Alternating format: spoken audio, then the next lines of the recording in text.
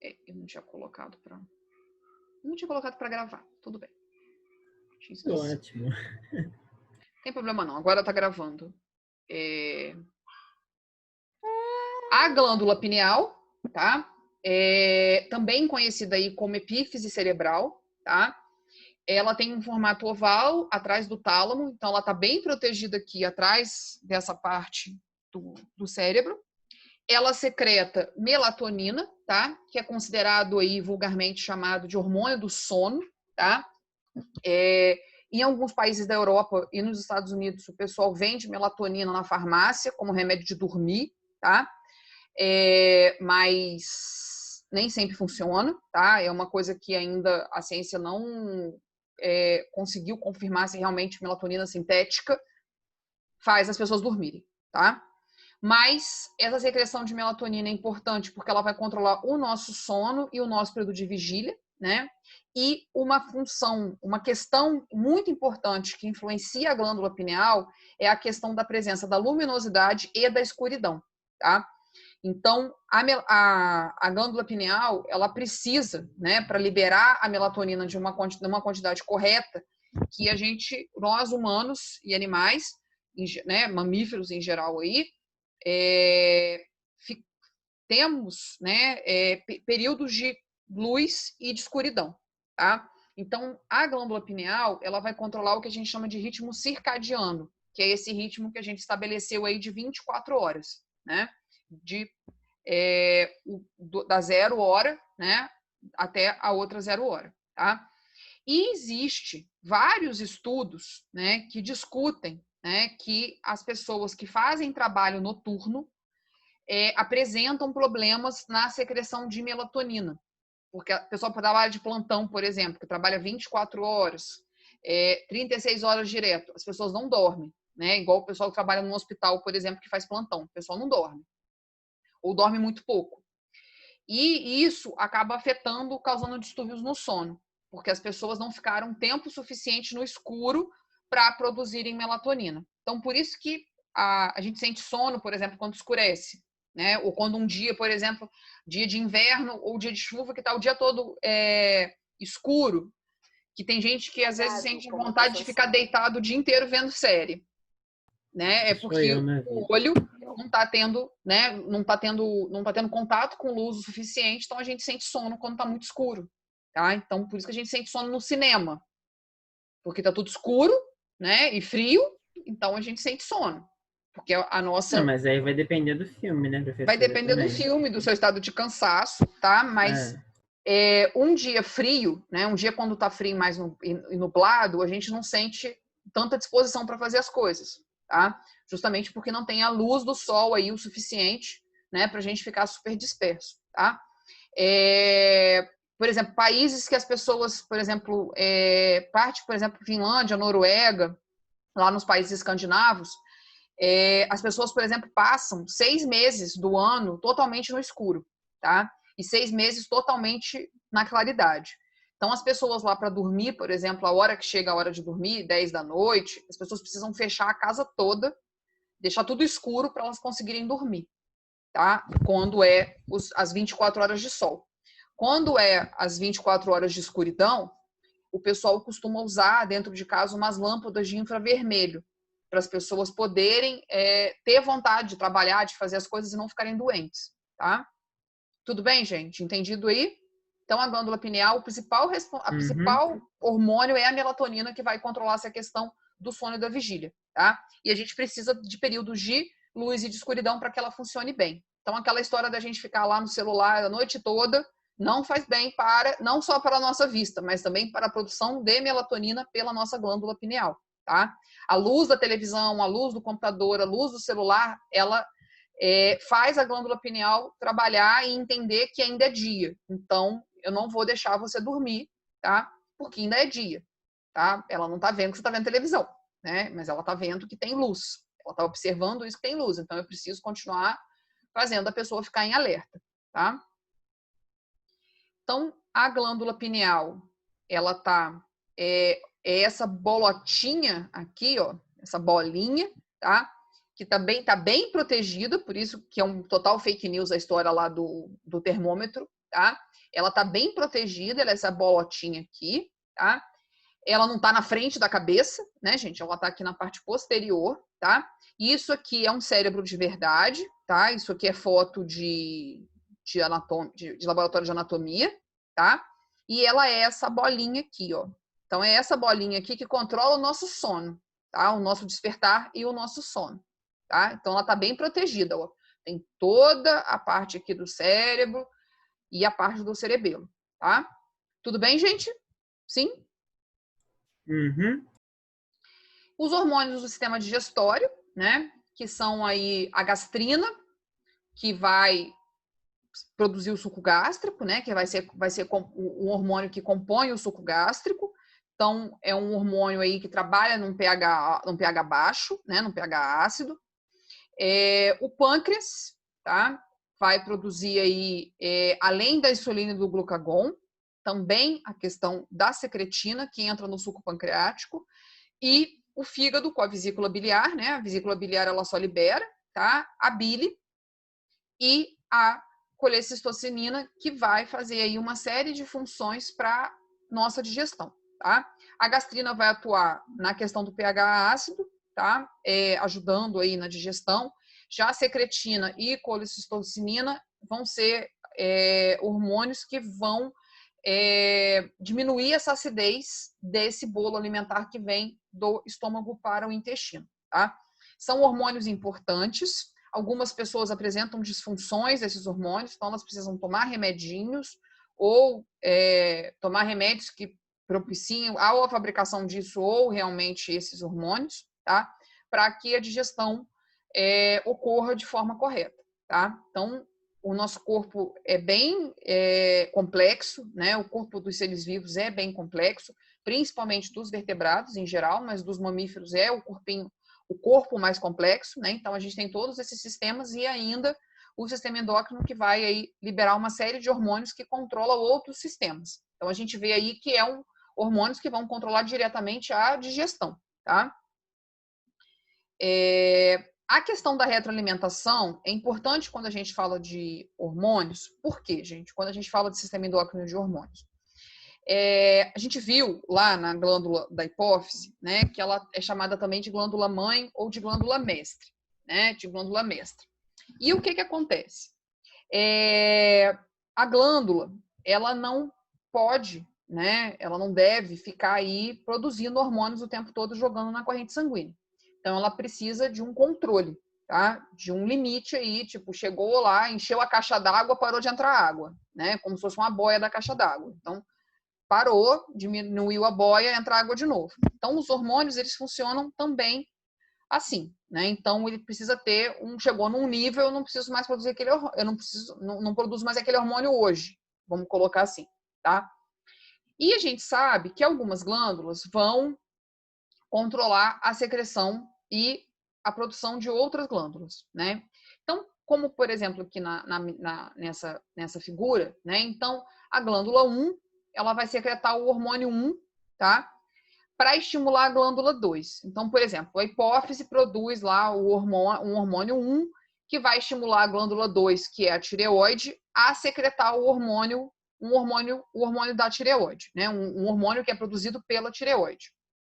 E ela vai mandar essa informação o tempo todo, né? Precisa produzir o hormônio X, tá? Professora, Fala, Lívia. uma coisa que é tipo assim, como se a hipófise fosse a líder de torcida e a tireoide fosse o time de futebol, que a líder de torcida tá lá pra falar, vai, faz isso, não sei o quê, você consegue, entendeu? Ela precisa incentivar. Meu Deus. É uma boa analogia, né? Os líderes de Bem torcida, se a diferente. gente Não, colocar assim, essa o é líder de torcida diferente. leva lanchinho, né? Exatamente. Ela não pode mais falar de mim. Minhas comparações, ninguém mais pode falar nada. A gente pode considerar o sistema endócrino como, por exemplo, a equipe técnica que está por trás de um time de futebol. Isso! Tá? Uhum. Então, o técnico, o massagista, o cara que carrega água, o nutricionista, o fisioterapeuta, o médico, tá? Então, essa galera aí é o hormônio e né, Cara, é que é pra as Botox, glândulas enfim. e o jogador de futebol é o hormônio. Tá bom? Gostei Meu dessa. Jesus, tá Boa. bom. Usarei no pré-vestibular. Pra vestibular tá feita a nova analogia, cara. Não, eles morrem de rir Gente. das analogias. Gente, nossa. Acho que isso aí quando a gente o primeiro ano é maluco. Pirana é maluco, tipo isso. Não, a gente consegue ver atrás do quadradinho. Por isso. A gente consegue ver as coisas. Ver, né, ao longo do que a gente convive. Isso é bom. Aí, o que acontece? Né? Quando esse hormônio 2 aqui chega no nível dele, né? Ele inibe. Opa, peraí que passou demais. Ele inibe, tá? Por exemplo, encheu lá a caixa d'água, tá? Então, não preciso mais que a glândula 1 fique me mandando informação para eu produzir mais, tá? Então, a gente chama essa retroalimentação de negativa, tá? Quando chegou no limite, então eu inibo essa quantidade de hormônio que está circulando lá no meu sangue, inibe que a glândula 1 fique mandando informação para eu produzir como glândula 2 mais hormônio, tá? E quando esse hormônio, né, e quando ela estimula, né, é porque eu ainda preciso de mais hormônio. Então, quando ela estimula, eu tenho uma retroalimentação que eu chamo de positiva, então que eu preciso ir estimulando para produzir mais hormônio, e quando esse hormônio chega no nível que ele precisa chegar para o determinado órgão que ele foi, eu acabo inibindo com isso a estimulação da glândula 1, tá? Aí alguém vai falar para mim assim, professor, isso não está na apostila, né? Realmente, não há essa questão da retroalimentação na apostila. Mas por que eu coloquei isso aqui? Porque eu já vi muita questão de vestibular e outros professores aí que eu acompanho discutindo que isso que tem em questões, né? Eu já vi isso em questões, tá? Então a gente precisa ter essa noção que existe. Como é que é o controle hormonal? Professora, meu ovário está produzindo o tempo todo estrogênio, o tempo todo meu testículo está produzindo testosterona? Não. Quando chegou num limite, ele manda informação para quem está mandando ele produzir lá, falar, ó, cheguei no nível que você queria que eu chegasse, agora acabou, tá? Então, só amanhã de novo que eu vou produzir mais hormônio, tá? A gente também pode fazer uma analogia, assim, por exemplo, a gente tem uma encomenda lá, por exemplo, a hipófise mandou uma informação lá que tem que produzir 50 bolos, tá? Quando a gente chegou na produção, a gente passou o dia inteiro lá fazendo assando os bolos. Quando a gente chegou nos 50 bolos, eu não preciso mais produzir bolo, porque eu já tô com 50 bolos para entregar, tá? Deu para entender isso, gente? Uhum. Sim? Yes! Tá, beleza. Uma coisa que eu sempre gosto de falar um pouco, patologia do sistema endócrino, né? A gente tem uma série de patologias, de doenças que estão ligadas ao sistema endócrino, tá? Problemas hormonais, então, ou o excesso de um hormônio ou a falta dele, tá? Então, eu posso ter problemas hormonais tanto porque eu tenho ou um excesso ou uma falta de hormônios, tá? No caso, os hormônios estão ligados ao crescimento, né? Quando eu tenho um excesso de hormônio ligado ao crescimento, eu posso ter gigantismo, né? Então, essas pessoas que ficam gigantes, que estão aí com 2,90, 2,80, tá? Como é o caso desse rapazinho aí da foto indiano. E Rapazinho? também o rapazinho grande.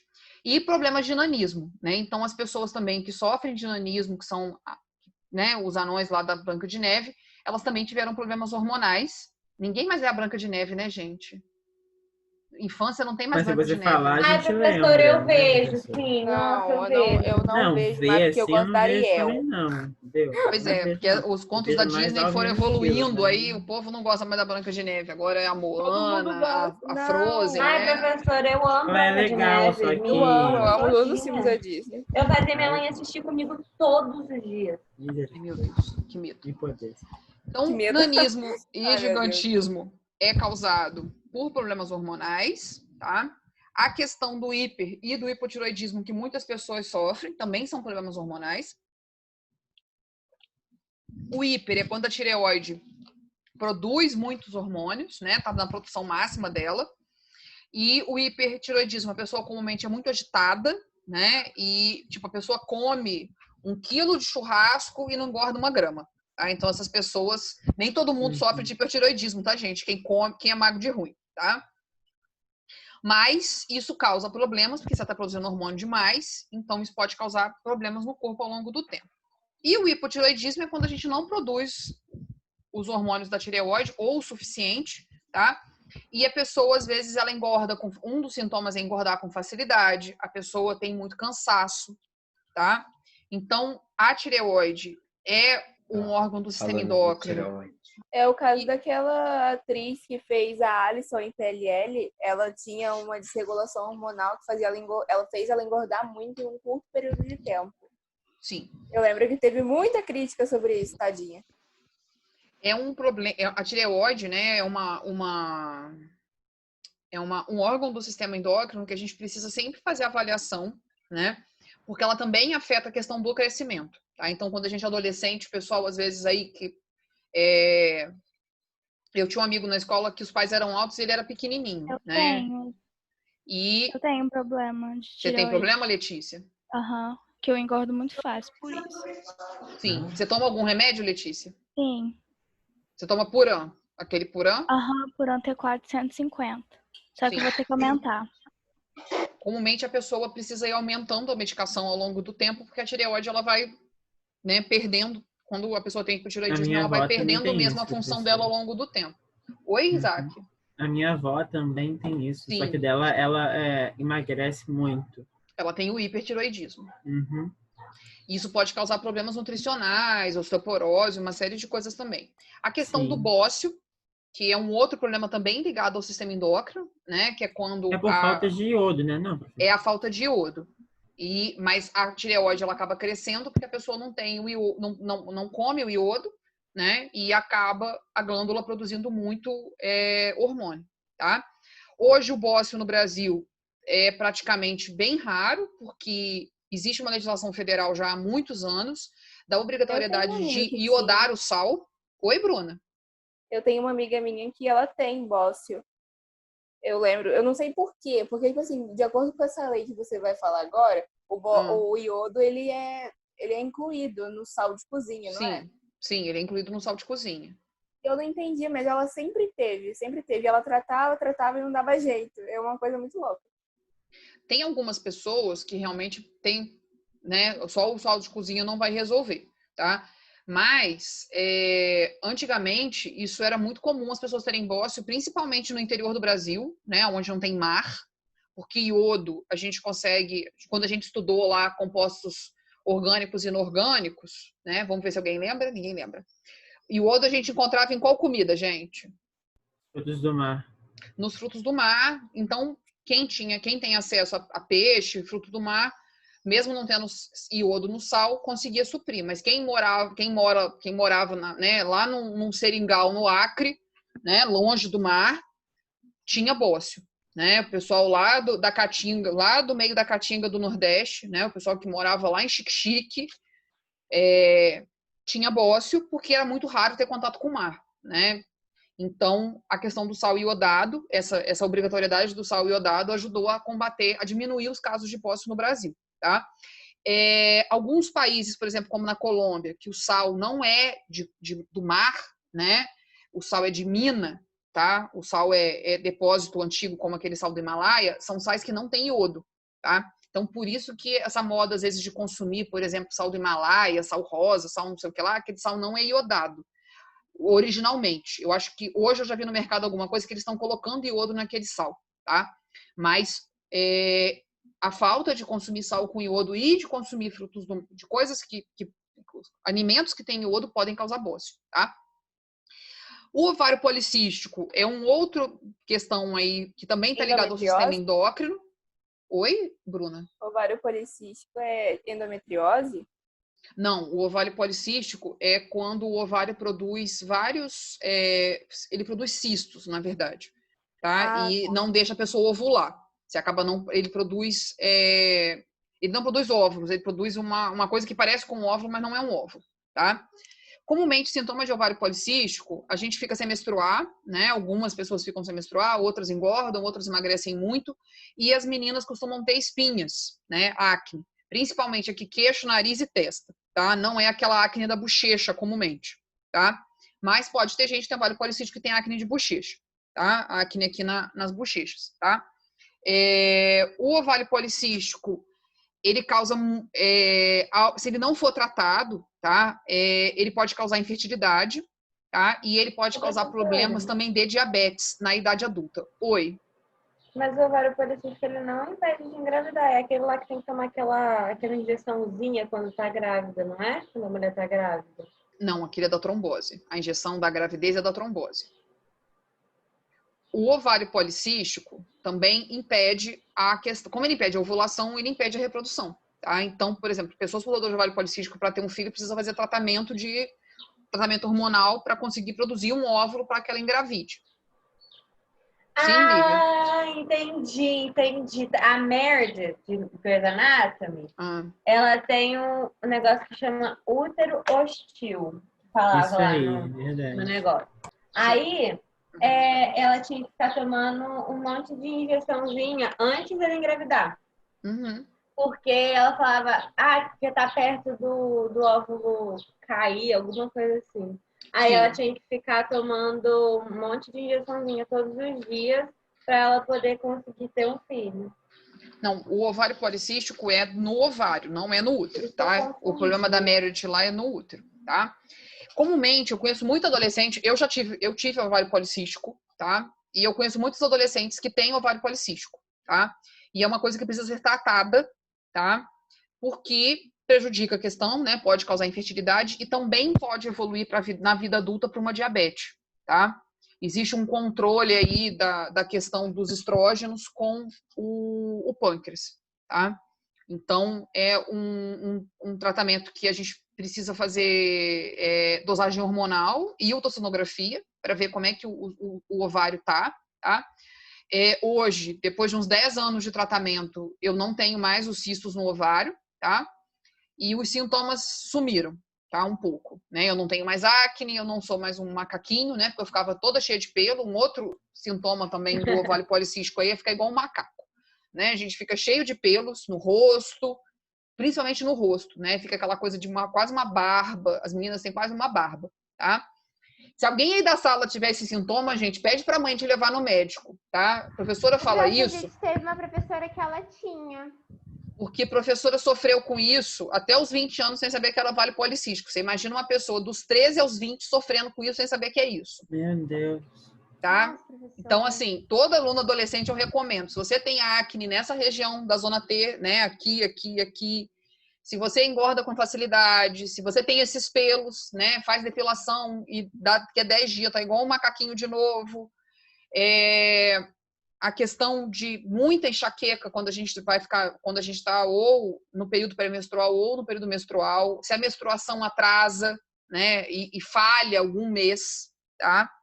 Por exemplo, eu já fiquei, quando eu tinha ovário policístico sem saber, eu já fiquei 3 meses sem menstruar, gente, tá? Então, assim, é uma coisa perigosa porque desregula outros hormônios no nosso corpo, tá? Então, se alguém da sala, as meninas, tiverem algum desses sintomas, conversem com a mãe, né, mais de 2 sintomas desses, conversa com a mãe para marcar aí um ginecologista ou um endocrinologista para ver se é ovário policístico ou não, né? Eu sei que a acne incomoda muito adolescente, porque eu me sentia muito incomodada, tá? Mas tem outros casos de acne, gente, que são outros problemas hormonais também, tá? Não necessariamente ovário policístico. Essas coisas podem ter causa genética, tá? Como é o caso, por exemplo, da diabetes, a pessoa tem causa genética, né? O pâncreas realmente não fabrica insulina.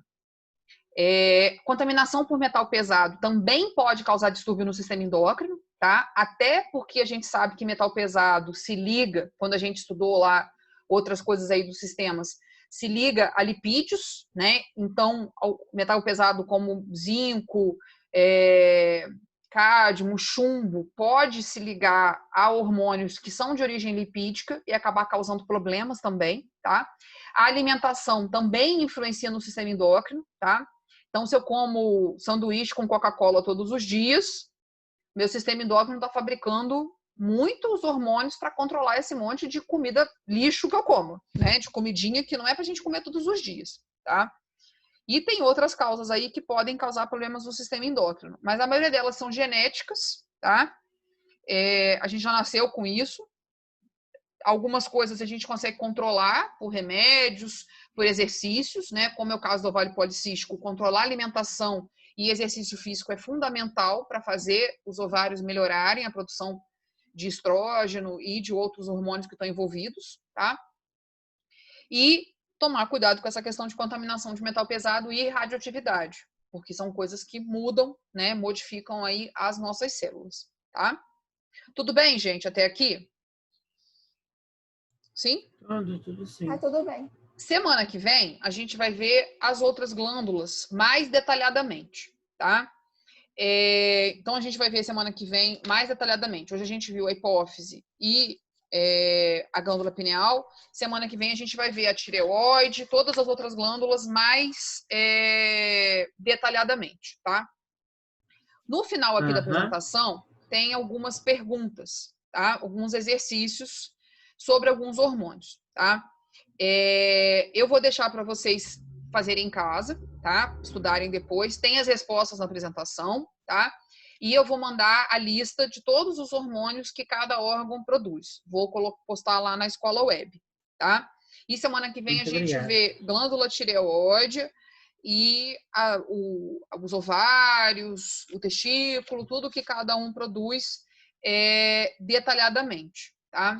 Eu acho que com isso eu consigo chegar até... não sei. Mas eu acho que a gente consegue fechar isso direitinho até o final do tempo de aula aí que a escola marcou, tá? A programação da escola. Uhum.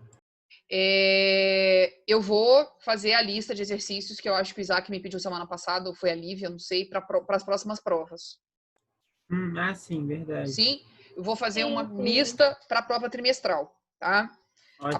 Porque a prova trimestral vai cair, né, tudo que a gente viu esse trimestre. Então, eu vou fazer uma lista, tá? Já vou começar a mexer nisso, vou colocar aqui nas minhas questões aqui que eu preciso fazer a revisão da prova trimestral, tá?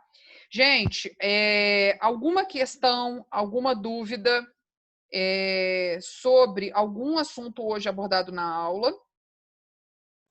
Não, professora. Não? Parece não, mas nenhuma quando colocação. Banho, vai surgir uma dúvida do nada. Exatamente. Sim. Uma coisa só para mostrar para vocês é que os exercícios, comumente das provas que eu andei pescando, né, pesquisando aí, elas sempre cobram, tá? A questão: qual hormônio, qual órgão do sistema endócrino, tá? Professor, isso é chato pra caramba, né? Pode ser chato. Vou ter que decorar esse monte de coisa. Não é decorar, gente, né? A gente precisa fazer associações, tá? Então, igual, por exemplo, aqui, né? Ele coloca, produzida também pelo tal, é um hormônio que promove a reabsorção de sódio. Nós estudamos, né, alguns hormônios aí, um pouco, vamos colocar entre aspas, perdidos, ao longo dos outros sistemas, tá? Então, lembra de qual hormônio que a gente viu lá no sistema renal que promovia a reabsorção de sódio? Vocês lembram que hormônio que era? Tem lá no sistema renal? Aldosterona. Aldosterona. E ela seria produzida aonde, gente? Pelas glândulas suprarrenais. Na glândula suprarrenal, que são as glândulas que estão localizadas acima ali dos rins, né? Em cima dos rins. Então, sempre a maioria das questões pede uma coisa e pede outra, tá? Então, que hormônio é produzido aonde? Por isso que eu fiz essa lista, esse resumo, tá? Do órgão do sistema endócrino, o hormônio e a função dele, tá? Dá para fazer associação também, né, professora? Igual a gente acabou de fazer com a aldosterona. Sim. E tem alguns hormônios, por exemplo, a gente vai ver isso aqui semana que vem direitinho quando a gente estudar as outras glândulas, tá? Opa, foi muito. Que é o hormônio luteinizante, né? O hormônio luteinizante é um hormônio que ele vai ter tanto no homem quanto na mulher, tá? No homem, ele vai atuar estimulando a produção de testosterona, né? Que é um hormônio aí responsável por uma série de coisas no homem, né? Pelo crescimento, né? Isso é um hormônio que está envolvido no crescimento dos meninos, tá? É um hormônio que está muito envolvido na reprodução, tá? E ele também ocorre na mulher, né? E como ele atua na produção de testosterona, que está ligado totalmente à reprodução, né? A produção de espermatozoides, a vontade de namorar, vamos colocar assim, na mulher ele vai atuar fazendo o quê? O que vocês acham, gente? Eu acho que a primeira não é, porque é a ocitocina, não é? Que vai produzir Sim, a produção de leite é ocitocina. Tá, a produção do útero. Ele faz espermatozoide, ele faz o quê, gente? Oi, Lívia. Seria a contração do útero? Não, se é um hormônio que no homem produz espermatozoide, tá ligado à produção de espermatozoide, o que ele vai estar ligado na mulher? Ah, seria então os ovários. Sim, então na maturação do folículo ovariano. Tá? Glândula mamária, mas qual que é o hormônio que auxilia na contração do útero? A ocitocina. A ocitocina também. Tá. Uhum. Tá? Gente, a ocitocina é top. Meu Deus. No entanto, gente, que se usa muito a ocitocina em produção de bovino, tá? Se tem ocitocina sintética, se aplica em vacas e éguas para liberação, né, do bebê ali, que é grande, né, gente? Imagina, não sei se alguém já viu nascer um bezerro. Marquinhos, eu acho que já deve ter visto nascer um bezerro. Já viu, Marquinhos? Marquinhos mora na fazenda, né? Letícia também gosta de roça, não gosta, Letícia? Letícia sumiu. Oi, tô aqui. Letícia, você já viu nascer um bezerrinho? Eu não, meu pai já. Sim. Meu irmão, no caso. Então o pessoal aplica mas eu já comumente. Vi nascer, eu já vi bebê, né? Um bebê? Bebê? Você já viu nascer um bebê? Já. Que coisa, gente. Que coisa. Olha, interessante, Letícia, gostei. Eu acho que eu nunca vi nascer um bebê, não sei na televisão, ao vivo na minha mão. Mas é bebê humano?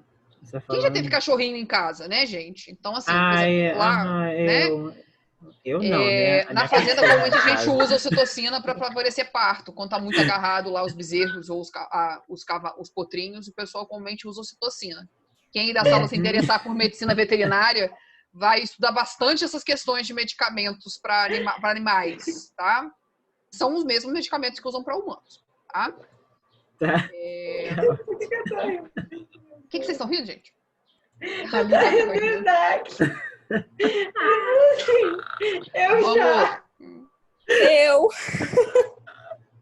Algumas aqui deu errado a minha apresentação, mas tudo bem, vamos lá.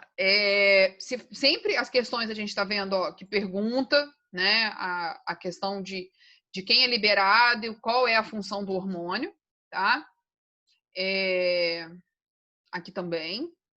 Então, sempre é essa questão, assim, todas as questões que eu fui procurando e pesquisando sempre falam isso, o hormônio, aonde ele é produzido, qual a função dele, tá? Então, são 3 coisas que a gente precisa, isso aqui foi até, acho que, questão do fases, foi. Tem os hormônios aqui, né, glucagon, adrenalina e a glândula responsável pela secreção. Então, as coisas que a gente precisa saber são essas 3 coisas, né? O hormônio, onde ele é produzido e qual a função dele, tá?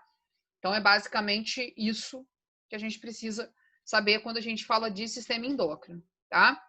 Okay. Meninos, dúvidas, perguntas?